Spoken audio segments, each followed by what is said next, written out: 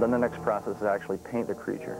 And with the painting of the creature, it also involves the actual texture of the surface of the characters.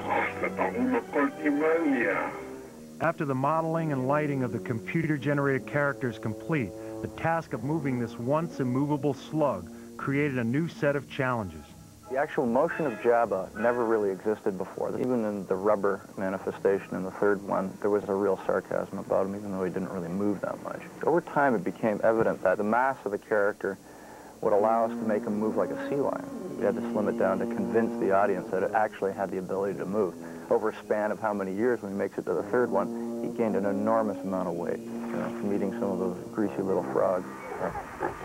We got to a certain point where everything was set, but there was one problem.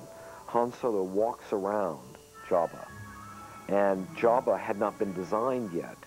Of course, this stuff was shot 20 years ago, and we were stuck. Not only did I have to get Jabba close to him, who had a larger mass in this character, we had to somehow shift Han. It would have been literally impossible for him to walk behind the Jabba character because of the tail. So George had the idea, so well, why don't you have him step on his tail? Even I get bored sometimes. You think I had a choice? It's not just a scene about digitally replacing, a placement actor with a CG character. It's also a scene now that actually shows the dynamics between the two of them and their relationship. And it's a very funny little moment. Jabba, you're a wonderful human being. Bosca.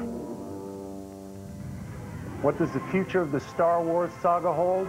Well, the Star Wars trilogy we all know encompasses the passing of one era of the Jedi Knights into the capable hands of Luke Skywalker.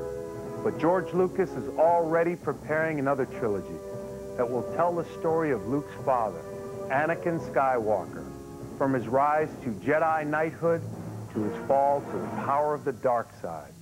How did my father die? A young Jedi named Darth Vader, who was a pupil of mine until he turned to evil, helped the Empire hunt down and destroy the Jedi Knights. He betrayed and murdered your father. To watch somebody fall from grace at the level at which Anakin does is going to be extremely painful and yet illuminating for all of us. Obi-Wan never told you what happened to your father. Well, I've been writing the last 2 years. We've got a lot of designs done. We're doing casting. We're building sets. It's all moving along. And now I'm going back to direct again, but it's been 20 years. Beyond the special effects and sounds that have become so familiar to us, it's clear that Star Wars has come to represent so much more than just another movie. For some, it's allowed them to recapture the joy and exuberance of their youth. For others, it's shown them that there are no limits to the imagination. And for still others, it's just the sheer fun of the ride. But for whatever reason, one thing is sure, Star Wars is here to stay. In our hearts, in our minds, and as a lasting part of our culture.